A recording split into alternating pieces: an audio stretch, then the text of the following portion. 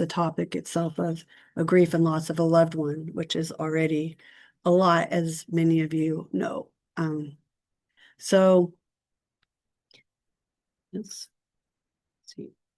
Might have to, can you guys still hear me if I move that over a little bit so I can? So in our society, we don't talk a lot about grief, especially in the younger years. But grief is way more than just a simple math problem. It's much more than something just intellectual in our minds. And I'm sure that if many of you have experienced grief, you know that. At the same time, like the way that kind of our society handles it is, like from corporate America, is it tries to simplify it. But in math, 2 minus 1 is 1. But in grief and loss, 2 minus 1 is much more than that. It's the loss of so many more things than just an individual. So in math problems, all losses are also the same. And so what we know about grief is that all losses are individual and they're not the same. No two losses are the same. And in math, we use our minds to solve the problems, and intellect to solve the problems. And in grief, we use our minds, our emotions, our bodies, and spirit. Everything is engaged in the loss and the process of healing. And so it's much more multidimensional. It's much bigger than just some of the ways that our society has tried to simplify it, from like a corporate America type. The way that we experience in our community is much more encompassing. And so grief is not like math. It's if we can share it with others, and with a math problem, you can solve it in your own isolated way. In grief and loss, we don't lose people in an isolated way. We lose people in community and in relationship. And so oftentimes it takes the community and the relationship as part of the healing process. So there's different types of grief and loss that occur across the lifespan, is what I had mentioned earlier. This includes obviously the loss of a family member, close friend, and cherished pet, which can also be a family member to many people. There's also the loss of lifestyle, your independence, employment, careers, life transitions include loss. Those types of things are also very real grief. And so we'll talk about that at another presentation time so we can give that a meaningful amount of time to kind of focus on too. And so it's important to remember that a person can grieve any kind of loss and that each type of experience may be unique and different. So let's start by kind of considering how common grief and loss of a loved one across lifespan, and how many of you who feel comfortable raising your hand have lost a close, important loved one over your lifespan.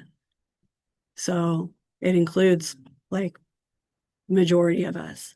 And as time goes on, it will continue to include more and more people because it is part of the process of not just living, but part of the process of loving.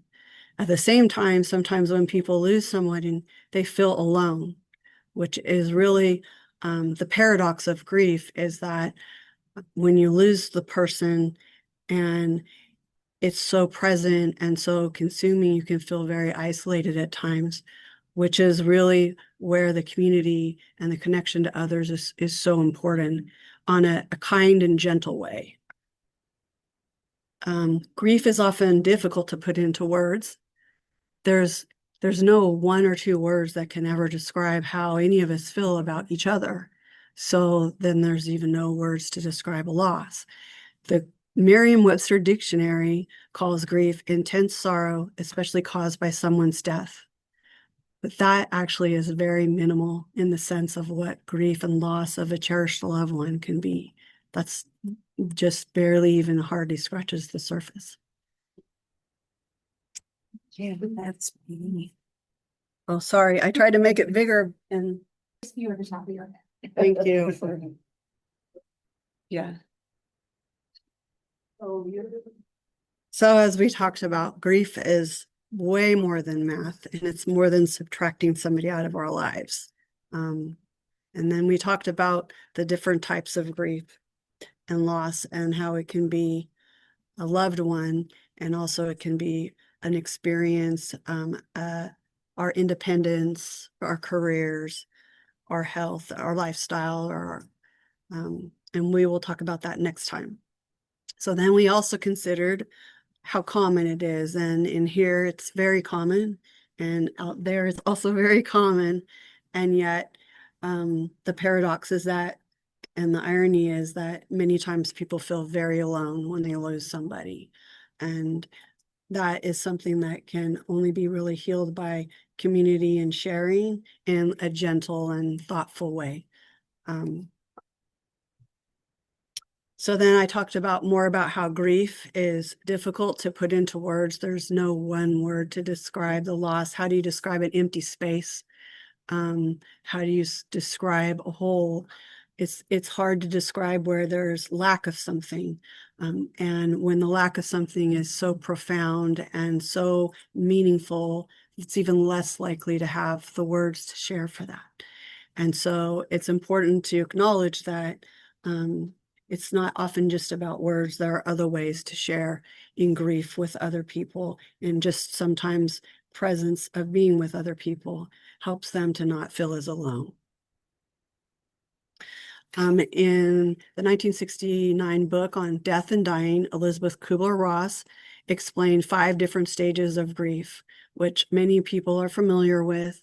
They're frequently on a lot of the different handouts, and they're oftentimes provided to people if you're in a situation where you're in a grief support group, or you go through hospice or different things like that, so that people have like a starting place. It really is important to keep in mind that these are things that Dr. Kubler-Ross observed in individuals that were actually passing away and actively dying in her research. These were common themes. They were not meant to be like a recipe that people were experiencing in order. So if people don't experience these in the same way, or they miss parts of these things and don't experiencing these things, it actually really can be normal. It doesn't mean anything specific. This is just really a place to start. And in some ways, where I like to use it is to give people permission for some of these things, like permission to feel like in denial. What denial is oftentimes used as people, where you first hear that somebody passed away, people's initial reaction is often like, no, really? That can't be the case. And it's really common for people to go in that place. But another part of denial is also that people can only take in so much. So sometimes people actually need to use denial as a coping. They need to go to do different things to be able to just get some space from that, to get some containment, and to not feel as overwhelmed. And so where the way that I like to use these different things is a way to give people permission that if they feel these things, it really is okay, and to more normalize it. Some people do feel anger over the loss of someone. They oftentimes feel angry that the person left, even though it's hard to like feel comfortable and okay with being angry at somebody who left, because they may not have done it on purpose. It is really a common part. People can feel angry over the situation and the circumstances around it, and it is important to like honor that can be part of the process. If it's not part of the process, it's also okay to honor that. Bargaining is originally one of the things that people use, where just like one more day, I wish I could have one more day with that person. I wish I could have. It's where a lot of regrets come. I think that the bargaining is an important thing for people to sometimes notice, that we may have regrets in whatever relationship when we lost things that we wish that could have been done different, or wish that we could have tried differently. And that actually is a normal part of grief. And so oftentimes when people have these types of regrets, or wish, they feel guilty about those kinds of things, not recognizing that actually there's no perfect relationship. There's no perfect day for somebody to pass. And it is normal for people to wish that some things could have been different, and to give yourself permission to be okay with that, rather than less likely to to feel guilty, although some people still can at times feel guilty. And then depression, where people feel down and depressed, is common, that people have it for different periods of time, and it may or may not go in this order. I oftentimes tell people that if you feel down and depressed and hopeless for more than 2 weeks on end, then oftentimes if it's every day, all day long, then and starting to feel like hopeless and not able to like function in your regular daily things, then it may be important to go see a doctor or seek other mental health support, just to make sure that you don't have an underlying health problem or that you don't need other treatment. And if you do, that's okay too. There's a variety of different ways for people to get additional support to try to help move through that. Grief is different for everyone. And I'm sure that many of you have experienced grief in different ways if you've had it, and no two losses are alike. So if you lose one, have one major loss, the second one may feel totally different in a different way because that person was different and your relationship with that person was different. So more recently, there's been additional research, and there's multiple different types of research going on to kind of expand both the stages of grief and then also the different ways that people grieve. I do have some books up here on like the grieving brain is one of them, and how it can affect people's brains, and then also people's bodies, the grieving body, and then also It's Okay That You're Not Okay is another book that sometimes people find helpful. And what I usually encourage people to do is that just thumb through it. Don't feel like you have to read anything cover to cover, because as it is, the experience can also all be overwhelming anyway. Additionally, David Kessler has also expanded to a 6th stage of grieving, which is finding meaning in the loss. And he has a new book out for that 6th stage, is finding meaning after the loss. Some symptoms that people may have for grief are changes in sleeping and eating habits, feeling of guilt and regret and sadness and fear, anger over the situation, circumstances, and loss, fear of their own health or mortality, and fear of fitting in after that loss maybe changes like your family structure. And then it's less comfortable to go to different gatherings because you don't have your partner or your family member's not going to be there anymore. Difficulty concentrating and feeling disoriented. And then loneliness, profound loneliness, is a real big part of grief and loss. And so one of the things I feel like gets the least amount of attention is the difficulty concentrating and disorientation, because many people, if you have something so huge happen to you, your mind is trying to make sense of it.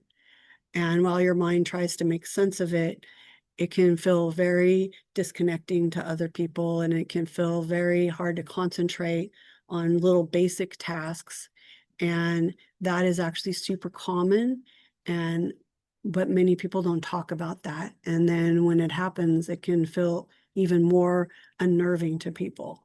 So that's why it's even more important to be gentle and have patience with yourself, or have patience with somebody else who's grieving, so that those types of things can take time to settle, because eventually people's concentration does clear usually, and people are able to then process things better. But especially initially, at the very beginning, it's really important to give people like space to like have difficulty concentrating and difficulty focusing, and understand that can be a normal part of grief.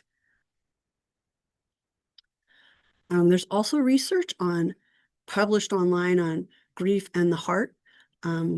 There's multiple different studies going on about the brain and the body, but I thought because this is a cardiovascular wellness program, it would be interesting just to share that in the Psychosomatic Medicine, June 1st, 2023, there was a research that was published on people were asked to just recall a significant loss and a significant grief. It's called grief recall. By sharing a moment they felt very alone after their loved one's death, and then they took their blood pressure.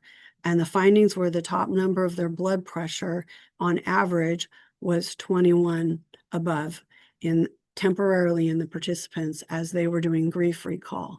So that kind of suggests that, the things about being alone, loneliness, and some of the things that go along with grief, in addition to the profound loss, can also even affect people's like heart and people's blood pressure in a way that's really important to be mindful of, so that we can both support each other in the process and make sure that our health is okay, and that we're taking the steps we need to be supportive and not overdo things. And then also keeping things temporarily, encouraging people to follow up with their doctors if it's not temporary, if it seems like there needs to be more intervention. Frequently, people do go to their primary care doctors after a very significant loss. I saw that at UC Davis Health very, very often.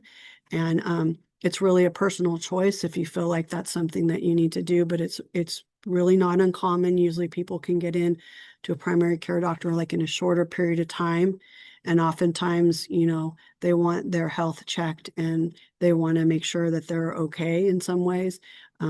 That's part of health and wellness. And so I encourage people, if they feel like they need to do that, then some of the health systems can help connect you to other resources if needed. So tips on how to deal with grief. We already talked about how grief can bring a lot of emotions. Many people describe it like ocean waves. When anyone had grief in the past as the ocean waves, and just having it just surprise you and kind of come in waves unexpectedly. Does that sound like something that's familiar? Yeah. And so that can actually be challenging, especially when you're not sure when those are going to come. And so those are something that it's really important to be gentle with yourself and remind yourself that there's no timeline for that. It's okay that be the case, and treat yourself with kindness. And if you're a person who knows somebody lost someone, keeping aware that those waves could come to them at any point in time. And if they need to step away, or if they just need support for you to be with them, that's really okay. And it's important, so that on top of like the ocean wave, nobody wants to be in the ocean alone, right? With the ocean waves are coming and crashing down, it's harder to manage them sometimes being completely alone. But it doesn't also mean that people necessarily need to do a lot of talking. Sometimes people just want somebody to sit with them during that time, and that's really okay too. It's actually really healthy to do that. Prioritizing basic needs like eating, sleeping, and hygiene, and connecting with supportive other people, especially people who like remember the loss. I usually encourage people to find somebody who's easy to talk to, who just understands it. And if somebody doesn't seem to understand it, it's really okay not to have to explain it to those people, because it's not sometimes helpful for you to spend extra energy you don't have. Very frequently when people lose somebody, their gas tank is only half or a quarter full, because so much of it is spent other places. So you have to kind of conserve your energy in ways that are meaningful. And that would be focusing on the things that are most helpful. Also pacing yourself so that you're not overdoing things, especially if your energy in your gas tank is low. So there's always so much logistics that come with losing someone. And oftentimes there's paperwork and there's phone calls and all those things that need to be made. I usually encourage people to focus on just one task a day, because if you're able to just complete one task a day at the end of a business week, that's 5 things. However, if you try to do all 5 things in one day, especially when you're dealing with mental, emotional, and physical loss of feelings of grief, it can be totally overwhelming. And so keeping in mind that mountains are really climbed one step at a time, not like all in a day in a rush. And then because there are oftentimes not enough words to really explain a loss, some people find it helpful to journal. Some people find creative art, baking something that someone loved one loved, writing letters. Those are also ways to express feelings and get them out so that they're not all held within people's bodies and they don't carry them around as much. Listening to soothing music and then practicing mindfulness are other ways that people find helpful to deal with grief. Ultimately, one of the best medicines is the power of communication can help people feel not so alone. So that's communicating and kindness and sharing and holding space to listen to somebody or sometimes just actually be with them after the loss. In other communities and other societies around the world, people have all different types of rituals and other cultures to spend time together and to grieve over longer periods of time. In some cultures, people wear black for a whole year so that it signals to the community that they're still grieving and so they can get additional support.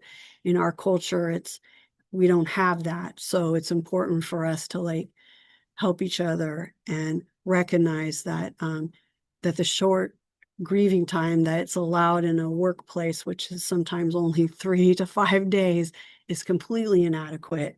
And that these other, other cultures that have been around for centuries have found a way that to grieve and honor the longitudinal process of grieving are probably a lot more realistic. And so we all have to kind of find a way in our society to carve out that ability to make way for ourselves. And one of the ways we can best do it is by supporting each other in that process. I remember when you would wear a black armband. They no longer do Yeah. that. But that was kind of a symbol that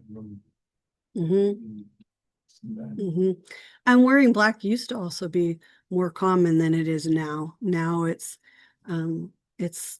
people are even less likely to wear black to a funeral, I think. There were kind of rules connected to wearing black or wearing the armband, how long you would wear it, and who in the family wore it, and that sort of thing. Yeah. It's interesting. And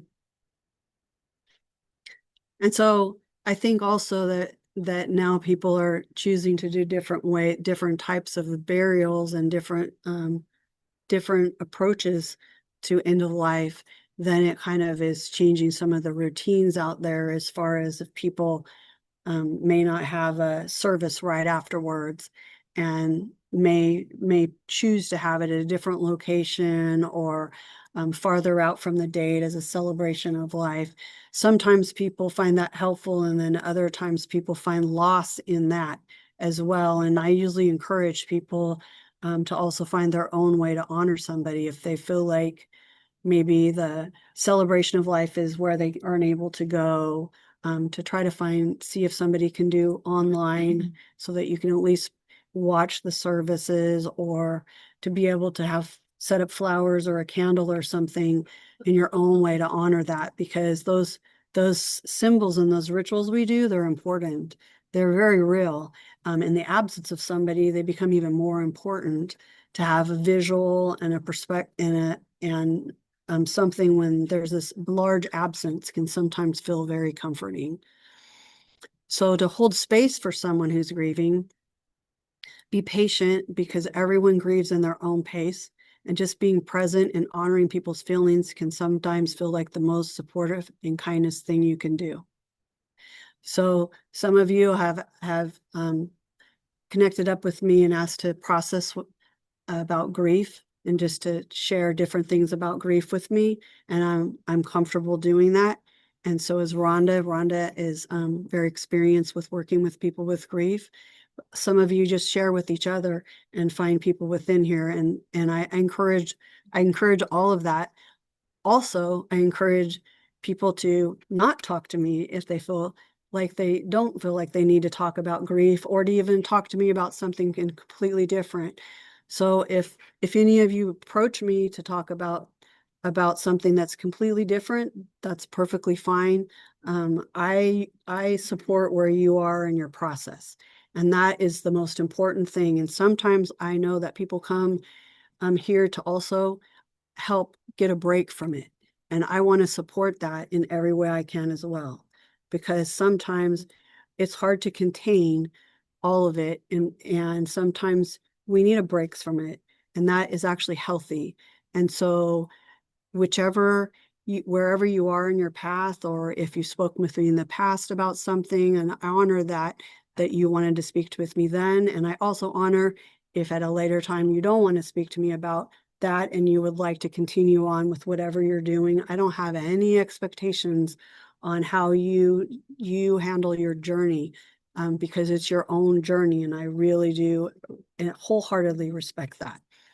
And I want to make sure that I communicate that clearly. But Rhonda and I are available if you feel like you need to talk about something or you need a resource. And then also, like, there's extra rooms if you need some privacy for that as well. And you just have to let like me or maybe Linda know that you want that time, and I'd be happy to set it aside for you. Ultimately, we want to not fix things because there's nothing to fix.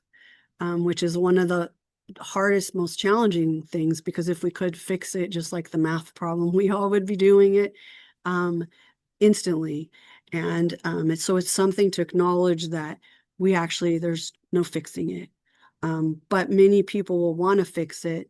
And in that amount of trying to fix it, other people sometimes say things that are not helpful, not intentionally, but because they don't know what else to say, so they may say things that are not helpful at the time, only because they may feel like they need to try to fix things and make things better, not realizing that there really is no way to do that. And so sometimes the best thing that you can do is offer open-ended support. Like if you need someone to listen, saying, I'm here, please know you're not alone, I'm just a call away. And if you say that, make sure that person has your phone number. Little things like that do make a difference, because when someone's grieving, sometimes it's too much for them to ask for the smaller details of phone numbers and things like that if someone doesn't share them up front. Also, sharing how their loved one may have touched your life can be helpful, because people want their loved ones to live on. In the absence of that loss, it even becomes more important to know that your loved one made a difference to more than just you and lives on in the world in a way that's meaningful. So that's why being with other people who can share common memories is really so important. A lot of times people will tend to say, let me know what I can do to help. Just reach out to me. And at the same time, sometimes that can be actually harder than it sounds. So it's more beneficial for people to offer really specific things, like saying, would you like me to prepare a meal to make things easier for you, or offering a ride, some tangible thing, putting out their trash cans for them. Simple things that might actually just alleviate an extra task for people can oftentimes make a difference, especially in those first few weeks when things are even more difficult. And trying also not to compare, if you've lost somebody, your grief to somebody else's grief. Frequently, we think about our own experiences when we're sharing with somebody else. It's not uncommon. Then you can also minimize the other person's grief, because the grief that you had might be different or different situation.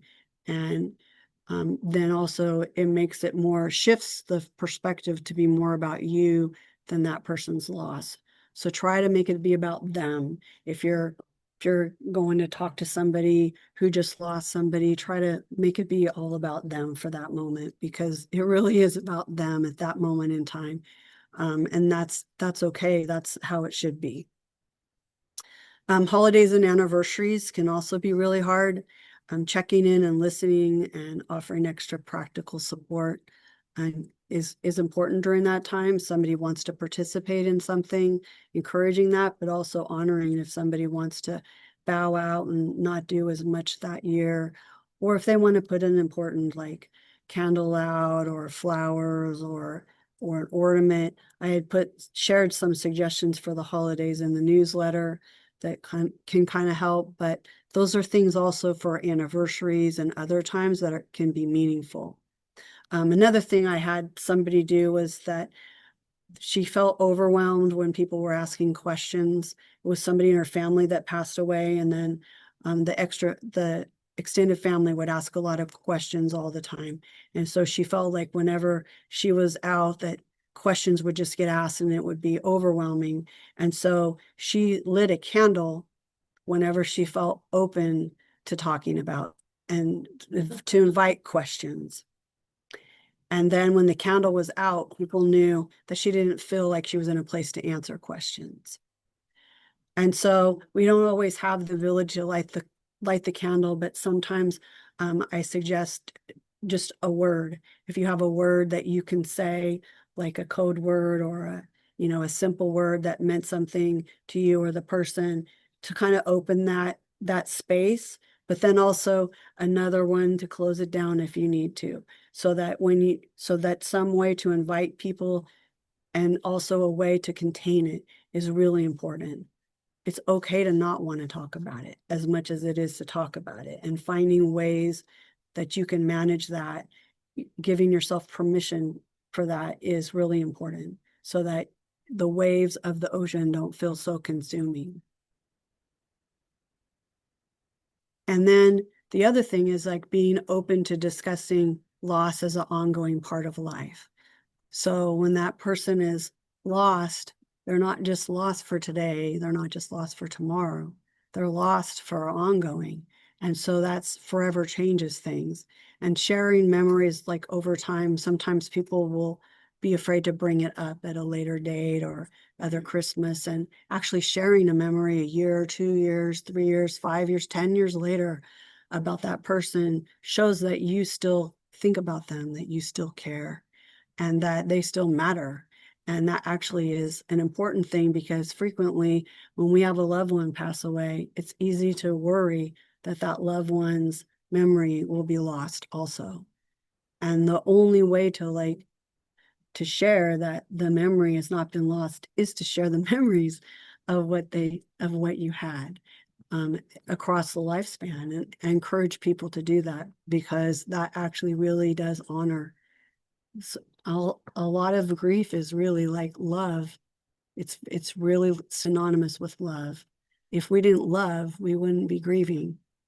And so it's really something to be actually cherished and honored. There's also grief support groups.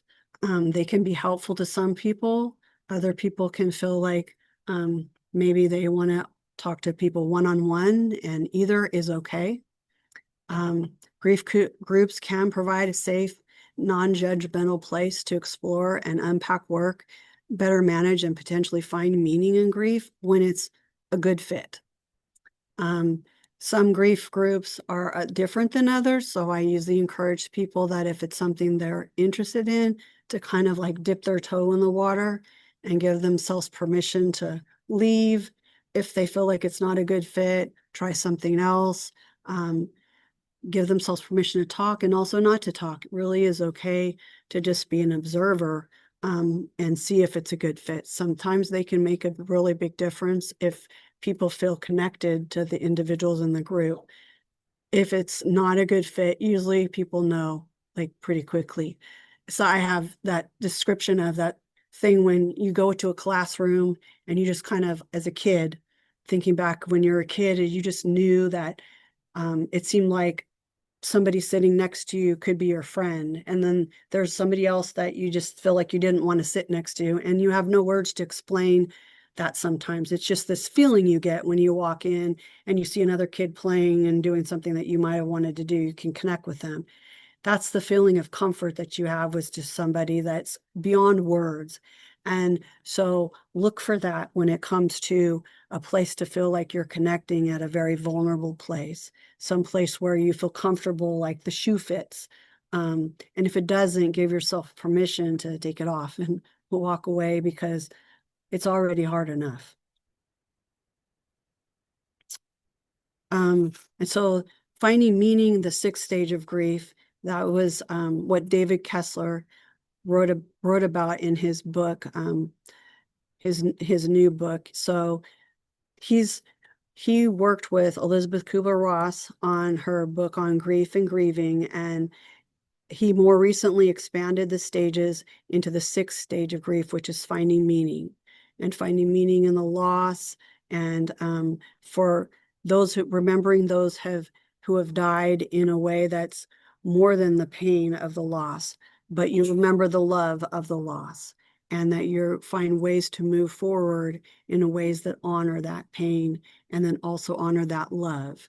And so that's his more recent book, Finding Meaning, the sixth stage of grief. And Rhonda has been studying and working as learning grief education to get a certification that David Kessler is hosting. So she's very knowledgeable also about working with people who have had major losses and how to find a meaning and ways through that as well.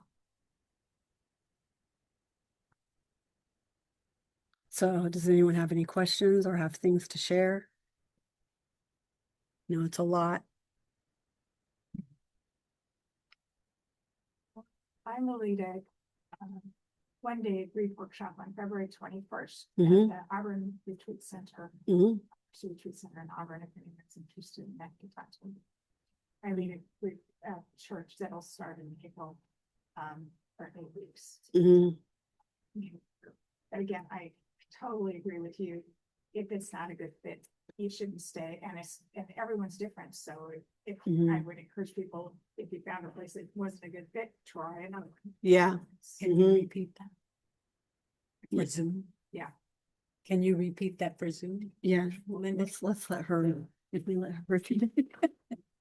Can you say that again so that, because I don't know all the dates. Yeah. You knew that if you try a group and it's not a good fit, or you try a therapist and it's not a good fit, Mhm. keep looking. There likely is someplace that's a better fit, because everyone is. Yeah. And a lot of times it also depends on the people and the type of losses in the group. Yeah. So, and then the groups that you're leading, sorry. So, Oh, I'm leading a group at Mercy Retreat Center in Auburn. And they have an online site that you can look at, or you can talk to me, but that'll be from 9 to 3 on Saturday, February 21st. mhm, And specifically for loss of a loved one. mhm. And then I'm co-leading a group at my church from April 23rd to June 14th at Trinity Episcopal. You can ask me about that too if you're interested. Okay. Yeah. Thank you. And then this is just a simple list that I put together for grief resources. This is not comprehensive in any way. There's all kinds of things out there online. But these are some general resources just to give people an idea of what types of things are out there. They change all the time. So that's one of the reasons why it's really hard just to capture on a list things that are, concrete and are not going to be different tomorrow, because a lot of times the groups will start and end and things like that, or they'll change some things. And so the web links may not always work, but just kind of going over those. The Sacramento Bereavement Network at the top is a phone line, and it's volunteer based, and then it also has a website that people can look up, and it generally has information on some of the common community groups. Usually they share the ones in the main hospitals. Different hospitals will sometimes have, like Mercy and Sutter and UC Davis will have different groups going at different times. And so that is can be a helpful line just to know what might be available in your area at the time. Instead of including those individual ones, I think it's easier for people just to call and see what's currently available. And then the Sacramento County Chaplain does have a 24-hour confidential helpline for someone who feels like they really need to call and get some support. They are really well trained in the aftermath of grief. I called the line to double check. And so they do help people over the phone, and as many people also, if depending on the situation, where there's a loss or a tragedy, the chaplains are sometimes part of that process too. And I encourage people to, like, if they feel the need, to connect with those people because they're super knowledgeable about things. The what to do when someone dies checklist is just like a checklist of things because there's a lot of logistics that people end up needing to take care of. I encourage people once again to consider just one thing a day because it does really add up, but it also can get done over time better when it's paced out. We all know that just even going to the bank doesn't always work the way we want it to, just for very simple transactions. And so trying to do something, go to multiple different places in a day can really feel like a lot when you already don't have a lot of energy.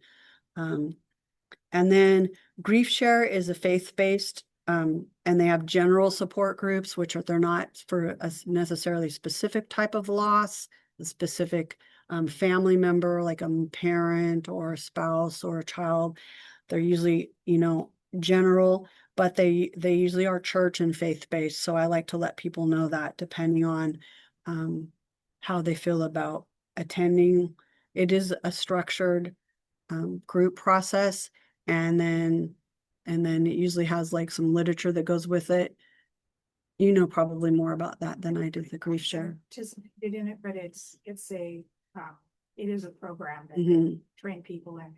It's a particular number of weeks and what. Yeah. It's Like a standardized program. Yes. Yeah, churches. Yeah. And then these are general support groups. So the Refuge in Grief is an online support group. The Center for Loss and Renewal and Grief and Healing Tips. Those are our websites that have a lot of information about things, different types of loss. Also grief.com. Okay. Just grief.com. Grief. Okay. Grief resources, where for the loss of a spouse, the Widow Person Foundation is one of the more common, more organized foundations that actually meet here in the area. I think over, like, they have an office somewhere in Carmichael, and then they do some things in Roseville. Some people have said that they found it helpful. Other people have said that they have not found it helpful. So I really encourage people to follow whatever their own heart tells them. And then Soaring Spirits International is an online grief support for the loss of a spouse. And then these are the different loss of a child. And then the travel resources. So apparently there's some discounts for bereavement flights for different services. And I don't know the details of how those work, but I did find those online. So I thought that was interesting because it's just something you don't think to ask, especially in the middle of a loss. But oftentimes people are having to fly different places for various different reasons in relation to a loss. And then the veteran resources, they have their own resources for people who are veterans that can actually really make a difference, including the burials and the cemeteries and things like that are worth looking into if someone has a veteran in their family that they've lost. And then I have grief due to the suicide loss, some different options. And then the books different books. And then these are 3 of the books that I have that, and it's okay that you're not okay. Just the title in of itself is a real thing. It is okay to not be okay when you lose a loved one. Megan Devine also has online resources as well. Most of these people that write these books have a wealth of information online. Many of them have done research or have their own websites. So you can even just look up some of the authors' names online, and it will share more about them. And if it doesn't fit you, once again, don't try to push yourself to do it. I would say just go for things that are comforting. At the end of the day, losing a loved one is a painful experience, and it's about love. And so extend that love to yourself when it comes to grieving. And if it doesn't feel like it's a good fit, then let it go and move your love to another direction that it needs to be, because it's a journey for all of us. Are you going to have the resource list available online? I think that Linda did put it online, and it can be added to. Okay. If someone wants to add something to believe it. there's also a program for loss of a child with a due to suicide. Mm-hmm. In Sacramento. Mm-hmm. There's Yeah. a Sacramento. So you could add that list to the comment note Mhm. on the YouTube video. Mhm. And then that way it's there for anybody Yeah, that clicks that's on the comments. Mm-hmm. And that way it's there as long as the videos. So I implemented into comments? Yeah. Okay. And then you can lock the comment at the very top, the comment section. Access. Then it'll be there, you know. Gotcha. Thank you. And I think what you're talking about is Friends for Survival. No, there's another one she's saying, Compassionate Friends. Compassion. Okay, yeah, but there is a Sacramento group that.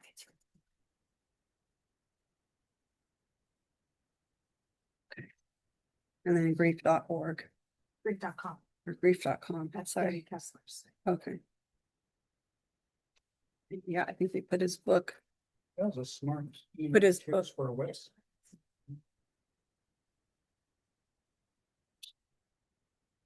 Maybe, Linda. You're welcome. Okay. Any questions or any thoughts anyone else wants to share? I appreciate everybody being here and participating, because it is a hard thing. And you all are very good at doing hard things, both for your health and your wellness and your mental health. And I'm proud of all of you. I'm happy to be here. Okay, thank you. Mhm. Thank you.